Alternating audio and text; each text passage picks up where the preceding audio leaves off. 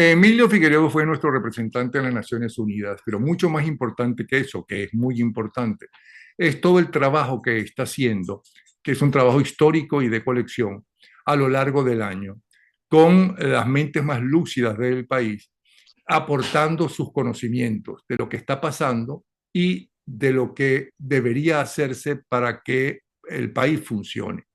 Eso lo hace a través de Analítica, que él dirige, es presidente y editor de analítica.com. Para comunicarse con él, por cierto, ustedes tienen ahí la forma de comunicarse con él. Bienvenido, Emilio Figueredo. Buenos días, Napoleón. Saludos a tu audiencia. Le pedí a Emilio Figueredo, sin dar muchas especificaciones y a propósito, que nos hiciera un resumen de lo que ha sido este año 2022. No especifiqué mucho porque como durante todo el año ha tenido, repito, algunas de las mentes más importantes que tiene el país, de los mayores conocedores del país, de sus problemas y de las formas de solucionarlo, para que él a lo largo de todo este año ha tenido experiencias realmente muy importantes. Pero quería agarrarlo así para que nos dijera 5 de esas experiencias, sin que se pusiera a pensar mucho, sino exactamente que son las más impactantes y por eso se va a acordar en este preciso momento y después no tener que decir, ay, se me olvidó fulanito, ay, se me olvidó fulanito. No, las 5 que en este momento considera que ha sido las 5, cinco grandes éxitos, si tú quieres, de la oposición, 5 grandes, si quieres, fracasos de la narcotiranía y 5 grandes proposiciones para salir de todo esto y que Venezuela entre al siglo XXI. Bienvenido.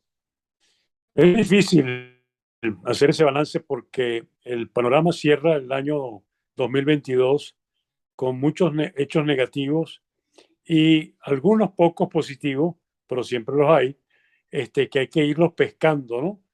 Si tú me preguntas qué ha sido importante en el año 2022 para los venezolanos en general, yo diría que el premio Cervantes a Cadenas, ¿ah? Como elemento señero. Hay otros eventos también importantes, pero están más bien vinculados, por ejemplo, que para mí son muy importantes, ha sido de nuevo el gran triunfo de la Universidad Católica Andrés Bello en el modelo de Naciones Unidas en Harvard, que ganaron prácticamente todos los primeros lugares. O sea, esos son dos puntos que son positivos.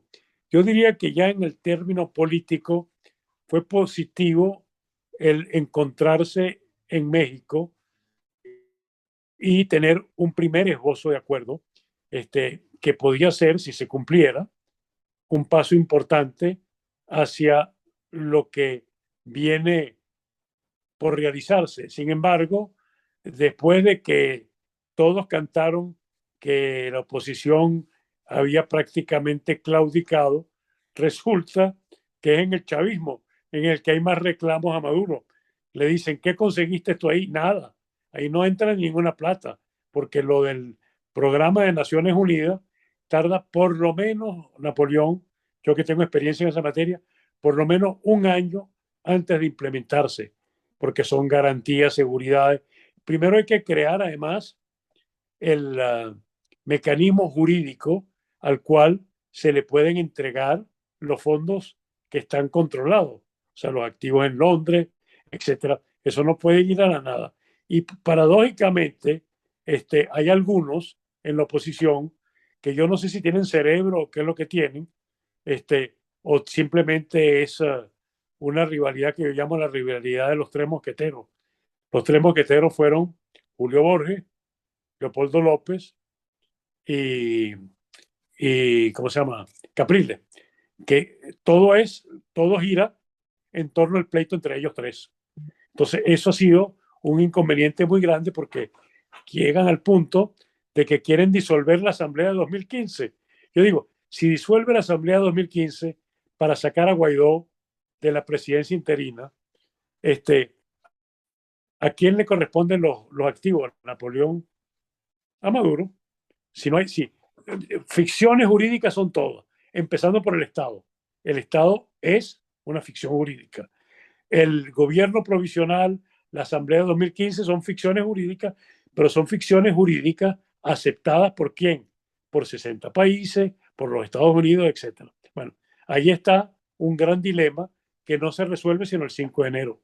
Pero Si, hasta si, ahora si, el dilema se va a resolver hasta ahora porque a la gente que apoya a Guaidó y que es importante que siga el gobierno interino, ¿no? Le faltan 15 votos, a menos que los adecos, por ejemplo, se echen para atrás, ¿no?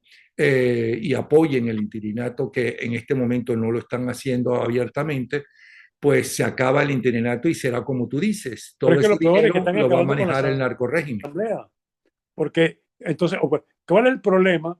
Designen ustedes un presidente. Guaidó se va a lanzar a las primarias. Entonces, no hay ningún problema. Pero ¿cómo vas a acabar con lo único que tenemos que nos queda de institucionalidad? O sea, es demencial. O sea, no hay palabra y hay que denunciarlo. Ellos Porque dicen eso, que después del 5 de enero hay que el cambiar 5 de todo enero eso. corresponde renovar o sea, ratificar la asamblea y nombrar un nuevo presidente. Bueno, nombren su presidente. Yo creo que Guaidó no tiene problema, porque de todas maneras, si Guaidó se inscribe como candidato en las primarias, él renunciaría a la presidencia, habría un encargado. Entonces, bueno, fíjense ustedes su encargado, Perico los Palotes, ¿eh? Pero no desaparece la institución, porque si desaparece Napoleón, ya no hay un vacío total y el vacío se llena con quién, lo que está en Londres, Citco, todo eso, ¿a quién va? A lo único que queda, que así digamos nosotros lo que queramos decir, pero frente a la comunidad internacional no existe más nada.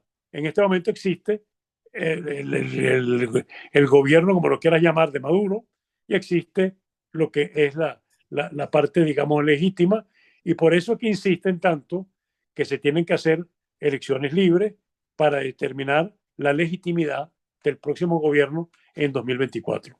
Bueno, regresando a tu pregunta, yo creo que México fue un paso importante. Creo que Maduro se echó para atrás ahora porque tiene mucha presión adentro.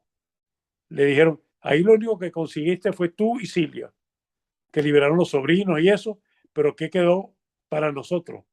¿Cuál fue la ventaja? Porque lo de Chevron se revisa mes a mes. Además, ayer o antier aprobó el Senado la ley Bolívar.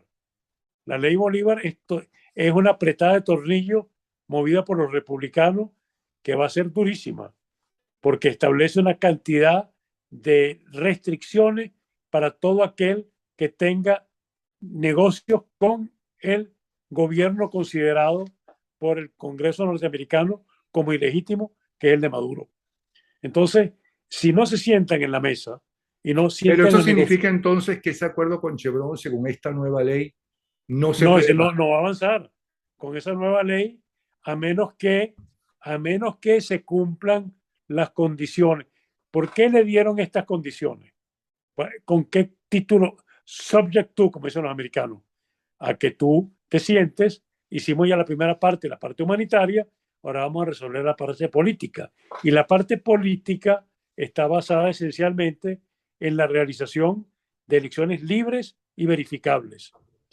Pero para que se den libres y verificables hay condiciones previas: liberación de presos políticos, eliminación de inhabilitaciones que cualquiera puede ser candidato, en fin, una serie de condiciones que es la que permite que unas elecciones sean libres. Y eso es lo que le están sacando el cuerpo ahora. No sé si por presión interna o porque es un conflicto que existe en este momento en el seno, vamos a llamarlo del PSV. ¿Eh? Entonces, lo que venía como positivo ahora entró en el limbo. Y para colmo de males, Maduro llega y firma un tratado de amistad, cooperación y todo con el gobierno de Putin, y además otro con Irán. Y cuando está viendo lo que está pasando en Irán, que ya van para 3 meses y no se para la protesta y no se sabe cómo va a terminar, y tampoco se sabe cómo va a terminar Putin si no logra vencer, como no ha logrado hasta ahora, vencer a los ucranianos. Entonces, yo creo que esa fuga hacia adelante llega un momento que no tiene, no da frutos, porque el gran problema que tiene el régimen actual es que no tiene recursos. Por eso el dólar está, hoy vi que el oficial ya está en 15.50, quiere decir que el otro debe estar en 18.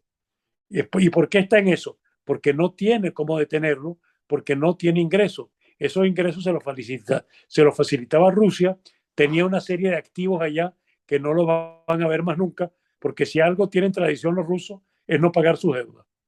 Recuerden lo que pasó en el 1917 con los bonos de la deuda rusa. Nunca, los soviéticos nunca la pagaron. Y eso eran pequeños inversionistas mundiales. ¿Y qué pasó después con el oro del tesoro, el tesoro de la República Española? Mientras estaba Franco lo tenían, pero cuando se restableció la República, inclusive con Fernando Carrillo, ¿eh? ¿Lo devolvieron? No. ¿Eh? Con Felipe Mendoza, dices tú. Bueno, con No, Felipe Suárez. Felipe Castillo como presidente, pero los que pusieron el acuerdo con el que era el heredero de Franco, estuvo Carrillo, que era el jefe del Partido Comunista. Sí, sí. Y Santiago esa Carrillo. república nunca más, nunca más recibió eso. Eso se quedó per secula seculorum en el Kremlin. O sea que tenemos como logros o positivos el premio a ese gran poeta, el más grande que hemos tenido, como es Rafael Cadenas, ¿no? Aunque no el más popular, que es diferente. Eh, el, el premio nuevamente a la Universidad Católica Andrés Bello, premio internacional. El pequeño acuerdo, pero es la primera, Bueno, que había, lo que hubo. el primer paso para tratar de solucionar el problema venezolano Te en doy el México. cuarto. El cuarto, cómo se está configurando las primarias, que María Corina decidió participar en las primarias y que está dirigida por un hombre honorable como Jesús María Casal. Y vamos a ver que es un paso hacia adelante. Inclusive el hecho que Falcón se haya retirado de candidato y haya dicho públicamente yo apoyaría a quien gane. ¿Eh? Esos son pequeños pasos, pero son pasos que van en un buen sentido. Y un Ok, pero quinto, antes del quinto, ese que va a ganar, ¿qué va a ser? ¿El nuevo presidente interino? ¿No hay que quieren acabar con el interinato? no. Va a ser el candidato para la elección que es del 2024, si es que se da. ¿Eh? Pero pasa a ser oficialmente el jefe de la oposición, apoyado porque hay un compromiso previo, todos firman un compromiso previo. Uno, un pacto de gobernabilidad, que gane quien gane, se va a aplicar unos elementos que están en el plan país y que todos aceptan. Y que todos aceptan apoyar al que gane y el que gana acepta trabajar con los que están detrás de él. O sea, hay una especie de conformación sui generis de una unidad. Y fíjate que ha ido Eso más o avanzando. menos no se hizo con el interinato y el G4. No, el interinato fue distinto porque fue un producto parlamentario. Esto está movido por la sociedad civil. Uh-huh. Y esta conformación de los rectores no son de los partidos, son todos independientes. Entonces, eso también es un punto. Y el quinto punto que no lo puedo dejar de lado es la campaña que está haciendo por todo el país Andrés Caleca, expresidente del CNE, pueblo por pueblo, ciudad por pueblo, diciendo lo importante que es recuperar el voto. Que votar es la forma como las democracias se defienden. Y de hecho es verdad. Si tú te analizas, cuando hemos estado unidos en varias ocasiones, inclusive le ganamos una a Chávez, ¿te acuerdas? Con una transformación que él quiso hacer y la perdió. Y después la elección 2015. Y ¿cómo se llama esto? Y la más interesante es Barinas. Barinas solo, con el candidato de Voluntad Popular, gana. Pero no hay que ellos manejan el Consejo Nacional Bueno, Electoral o ¿y Supremo cómo hacen para, Electoral o mira, como se llame ahora. yo no creo, porque hemos logrado ganar, eso es un mito que hemos fabricado, que cuando las cosas están cerradas y no tenemos, cuando ellos se llevaron una elección, fue cuando hicieron lo que hacía como antes en la época de la Cuarta República, acta mata voto, que fue que le hicieron al que ganó Bolívar. O sea, él ganó y tenía eso y le Andrés escamotearon. Velázquez. Ajá. Andrés Velázquez ganó y se la robaron. Y no fueron las máquinas, fueron los sitios manuales. Porque muchas veces la gente que reclama lo manual le dice, tú tienes la organización política para estar en Tucuciapón, ¿eh? O estar en el pueblo más pequeño, eso no. En cambio, las máquinas, fíjate, Barina, ellos gastaron, se calcula más de 20 millones de dólares. Tú ibas a la elección de la segunda elección, la que ganamos, el aeropuerto no cabía una avioneta, estaban todos los ministros, todos los militares, y lo que habías ganado en la primera vuelta por 300 votos, lo ganaste por 30.000 votos. Entonces, ¿qué quiere decir eso? Entonces no podemos ser tan ciegos. Entonces yo creo que, porque si tuviéramos otra solución, porque los que critican eso dicen, bueno, dime cuál es la solución. O sea, las soluciones tienen que ser realistas, aplicadas a los hechos y que sean posibles de hacer. Entonces yo creo que sin vender falsas esperanzas, creo que tenemos un camino. Ahora tenemos una marcha atrás de Maduro. Y es evidente que también es otro hecho importante que las discrepancias que existen en el seno del PSUV son cada día más evidentes. La hija de Chávez se manifiesta. El que era ministro de Información se manifiesta en contra. Diosdado Cabello se manifiesta. O sea, antes todo eso quedaba encerrado. Ahora está a la luz pública. Entonces yo creo que hay una situación confusa. Yo pienso que van a tener que ir a la mesa de nuevo porque no tienen otra opción. Y todas las bravuconadas que hicieron, ¿cuántas no hicieron antes de sentarse esta vez? Si no está Alex Saab en la mesa, nosotros no iremos nunca. ¿Y estuvo en la mesa Alex Saab? No. ¿Y fueron ellos? Sí. Entonces, ahora, hay mucho por trabajar. Otra cosa positiva que yo veo, bueno, ya te dije la positiva, la negativa. El gobierno se quedó sin real y ahí la disparada del dólar, que está llegando muy pronto, yo creo que antes de Navidad está en 20.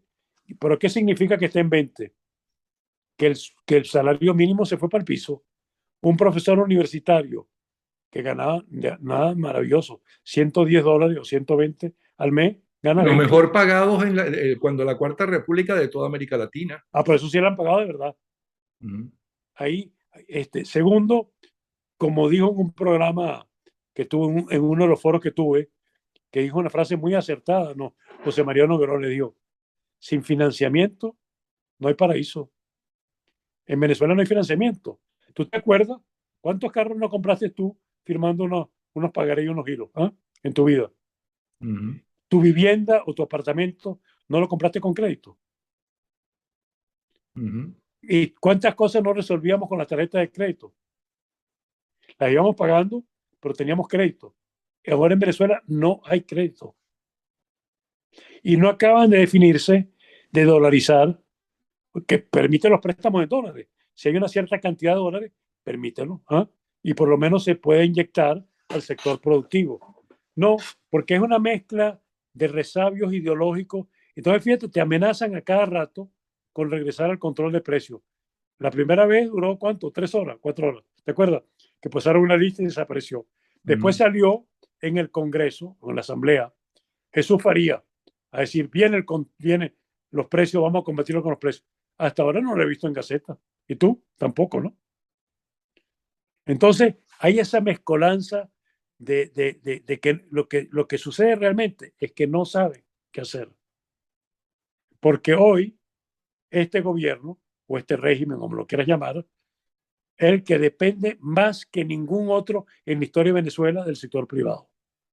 Porque lo poco que se mueve en la economía, no la de los bodegones y eso al comercio, la gente que hace emprendimiento, que hacen actividad productiva, todo eso está en el sector privado. Es un sector privado que es mínimo, ¿no? Pequeñito. Entonces yo creo que más allá de la tormenta que estoy viendo aquí final de año, y a mí lo que más me impresiona es que esta gente aprendieron de Potemkin, aquel amante de Catarina de Rusia, porque lo que han hecho es impresionante. Tú vas a los próceres qué belleza de luces. A mí me parece un poco cursi, pero está bien. O sea, y está también las arterias principales, el Cafetal, la Francisco de Miranda, la parte, cualquier turista que viene a Venezuela dice, ¿cuál es el problema? Mira aquí la gente en las plazas iluminadas, está muy bello. Sí, pero métete a Gavilán o métete ni siquiera tan lejos, vete a Oripoto adentro o los sitios que no son, que no visita la gente. Eso está lleno de huecos en las calles, falta de agua, etcétera. Entonces, aquí lo que se ha hecho es toda una especie de ilusionismo de crear, que no está mal, a mí no me importa, que me parece bien que pinten las calzadas, que limpien las calles, eso, pero eso es lo que se llama la Razábal, eso se llamaba, en la época de la Razábal lo llamamos nosotros plan de emergencia, que ayuda eso a la productividad del país. ¿Eh? Es más empleo generan los que hacen delivery, que esa compañía, Reader y Yumi. Una de las cosas buenas que tiene es que la delincuencia se ha disminuido porque no hay un solo motorizado que no esté empleado. Y hay una cosa positiva, Napoleón, es que esos saben que entre más trabajan, más ganan. Entonces tú ves de noche los motorizados a las 10 y a las 11 de la noche llevando la mercancía. Y el que trabaja completo se gana, imagínate tú, 800, me lo han dicho la gente de la compañía, pueden llegar a ganar hasta $1,000.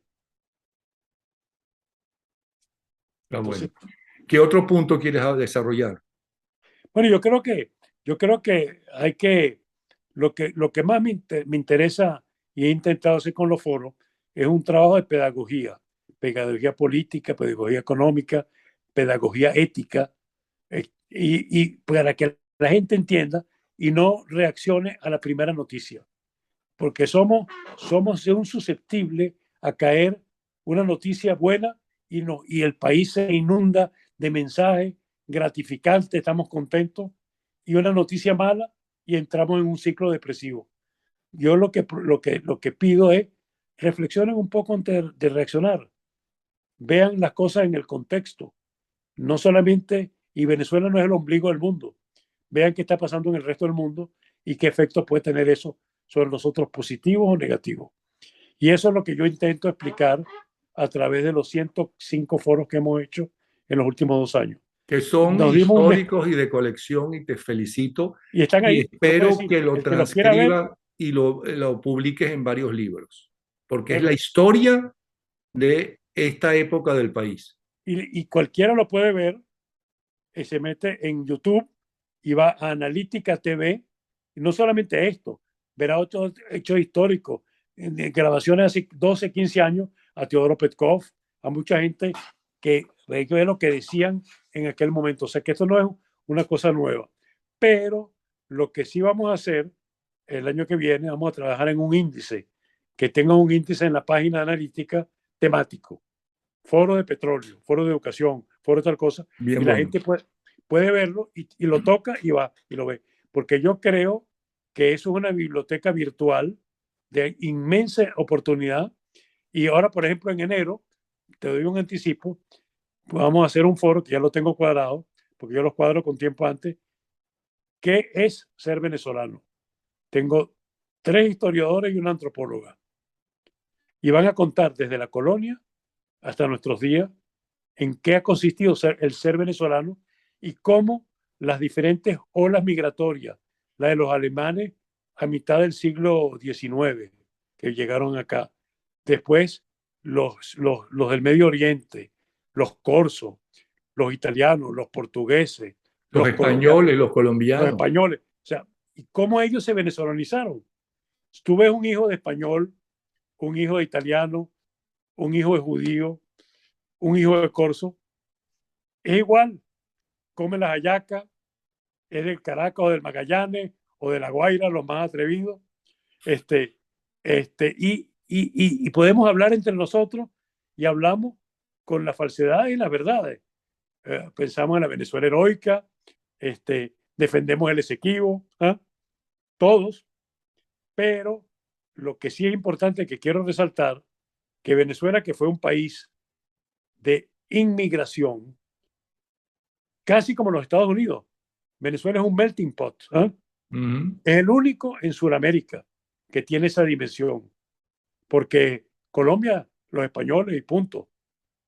Argentina, españoles e italianos, lo que le hace inviable, Bueno, y porque no hay nada más. alemanes. Mucho ¿Ah? nazi se huyó para allá. Sí, pero eso es minúsculo. El grueso de Argentina son los españoles, hijos de descendientes de españoles o italianos. Y eso te trae un problema muy grande, que son dos pueblos latinos antagónicos. Por eso los argentinos son un poco extraños, porque tienen esa bipolaridad del castizo y el italiano. Si hubiera sido 80% italiano, 20% español, funciona. Pero es que es casi mitad, mitad. ¿Eh?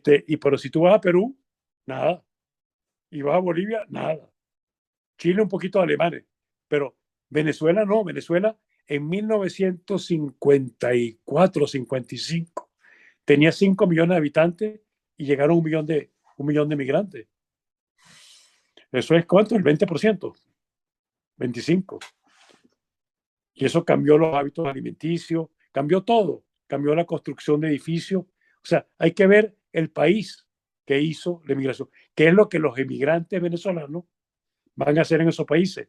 No son un pasivo, son un activo, Ujú.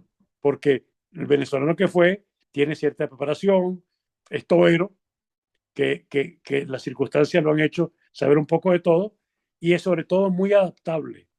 O sea, y esos tipos van a tener éxito, ¿no? Sí. La Ahora, mayoría. de todas este año de reuniones, de foros y demás, ¿cuál fue el foro que a Emilio Figueredo le impactó más y por qué? Y del cual aprendió más. Yo diría que paradójicamente fue el que hice más light, el último, que se llamaba Curiosidades y Potencialidades de Guayana. Había un geólogo, había un hombre de turista y había la gente del Paují. Y ahí aprendí, por ejemplo, solamente un detalle. ¿Tú sabes dónde estaba el macizo guayanés en la época precámbrica? En lo que hoy es África. No, ya se han dividido. En lo que hoy es Uruguay. Y fue subiendo. ¿Tú sabías que a la medida que subía tenía una tendencia a desplazarse hacia el oriente? Y de hecho, el macizo guayanés es el que origina la cordillera de los Andes, nuestra, no la andina, la nuestra. Pero no siguió moviéndose porque después vino, mucho más tarde, la cordillera de la costa, que venía del Caribe. Entonces, mientras eh, una empuja hacia el oriente, la otra empuja hacia el occidente y se neutralizan. Y por lo tanto somos estables. Ese es, por ejemplo, no, hay muchísimo. Que sería muy difícil decirte, por ejemplo, el de la deuda pública me impactó muchísimo, fue muy importante. Los diferentes foros de petróleo, el último que El hicimos de la sobre deuda Chevron, pública, ¿qué fue lo que más te impactó de la deuda pública? bueno, la composición, la enorme composición de la deuda registrada y no registrada y lo difícil que es el peso que tiene sobre el futuro de Venezuela, porque para restablecer el crédito tienes que encontrar un mecanismo creíble y tienes que refinanciar una deuda que supera los 350.000 millones de dólares. No, es que las cifras son alarmantes, pero con todo eso, yo tengo esperanza y fe de que el país se puede reconstruir. Bueno, Porque tenemos una cosa importante, Napoleón, capital humano. Y gente resiliente y gente que sigue manteniendo sus fábricas abiertas a pesar de que están produciendo al 15% de su capacidad. de toda esa crisis global que está viviendo Venezuela, a través de los foros, ¿en cuál viste el mayor problema, la crisis más difícil de solucionar o que se va a necesitar más tiempo para solucionarla? Por una parte, la recuperación del aparato productivo, la parte energética, es un proceso mucho más lento de lo que la gente cree, pero posiblemente lo que yo veo con más dificultad es restablecer a nivel internacional la confiabilidad de Venezuela. Venezuela era uno de los países, yo me acuerdo cuando yo era muchacho, que en Suiza te aceptaban el billete de Bolívar y que el Bolívar valía más con respecto al dólar que el franco suizo. Entonces, el problema esencial es la confiabilidad. El otro problema muy importante, o el más importante y el más difícil, pero el más necesario, la educación. A eso iba. Ujú. Sin educación, el primer foro del año que viene va a ser eh, sobre la educación superior, porque el año pasado hicimos una sobre la educación básica, y ahí van a estar Gustavo Rosen, va a estar Benjamín Sharifker, va a estar Luis Ugalde y va a estar Jessie Divo, para tener una rectora del interior, que ella es la rectora de la Universidad de Carabobo. Te lo digo porque la educación está cambiando tan dramáticamente en el mundo entero. Y de Y nosotros paso, estamos totalmente... hay países que están desarrollados, que están atrasados en educación, según la crítica. Por ejemplo, Estados Unidos atrasado comparado con países asiáticos, como Japón, que acaba como de hacer un Japón, por cambio ejemplo. grandísimo, o con los países escandinavos. Ujú. Sí, yo creo que ahí hay un tema, pero hay un problema más grave. Ayer me enteré que no tienen con qué pagar la alimentación infantil. Entonces, ¿cómo va a ir un niño desnutrido? ¿Cómo va a aprender? Si lo único bueno que teníamos es que por lo menos en los liceos y en los colegios públicos comían. ¿Ah? Si es que parece que bajó incluso el centimetraje de altura de los niños. Sí, y tú tenías una cosa que todos los niños tenían su vaso de leche. ¿Ah? Ujú. No, es que yo no entiendo. Yo la única comparación que yo hablo de estos 23 años es la de Atila. ¿Te acuerdas la frase de Atila? Donde pasa Atila no crece Ni más la nunca la hierba. grama. Estos Ujú. son los nuevos Atila. ¿Y de dónde Son- salieron? Salieron de la Cuarta República. salieron todos eran parte de algún partido, Ujú. pero lo más grave que se hizo en estos años fue para mantenerse en el poder, corromper a las Fuerzas Armadas. Ahora mira una cosa que ya se nos está acabando el tiempo. Algunos de esos foros, porque no recuerdo este específico, todos apasionantes, interesantísimos, y una vez me prometiste que cada vez que te hicieras un foro ibas a hacer con nosotros el resumen de ese foro. Todavía lo estoy esperando, no creas que se me olvidó. ¿Ok? Ya tengo implementado eso y tengo algo más que será sorpresa para el año que viene. Chévere. Ahora, ¿esto a qué cuento venía? Espérate un instante. Ah, de todos esos foros, ¿hubo alguno de cómo deben ser los nuevos partidos políticos? Es decir, la reunión de ciudadanos para hacer un grupo con unos ideales y unos intereses concretos para el país. Eso Sí, que ese funcionó es el programa, en los años ese es el 50, programa para el 60 y año que 70. viene. Dime, no te oí, ¿qué? No, eso es el programa que viene. Yo primero hice una entrevista muy interesante al actual presidente de las primarias. Ahora vienen en enero, hablo con los 10 miembros en 3 foros distintos, qué es lo que piensan, y después voy a ir hablando con las estructuras políticas en la medida que se definan cuándo arrancan las primarias. Porque eso es, ¿tú quieres hacer eso para qué? ¿Para aplicar qué? ¿Cuáles son las transformaciones? Eso sí lo vamos a hacer, eso está en la programación del 2023. Perfecto. Bueno, Emilio, de verdad te felicito nuevamente. Qué honra tenerte como conocido y amigo. Qué felicidad de nosotros los venezolanos que existas tú y que hagas estos foros que has hecho durante tanto tiempo. Qué idea tan buena de tener un índice para ir directamente a puntos que a uno le interesa en un momento dado consultar.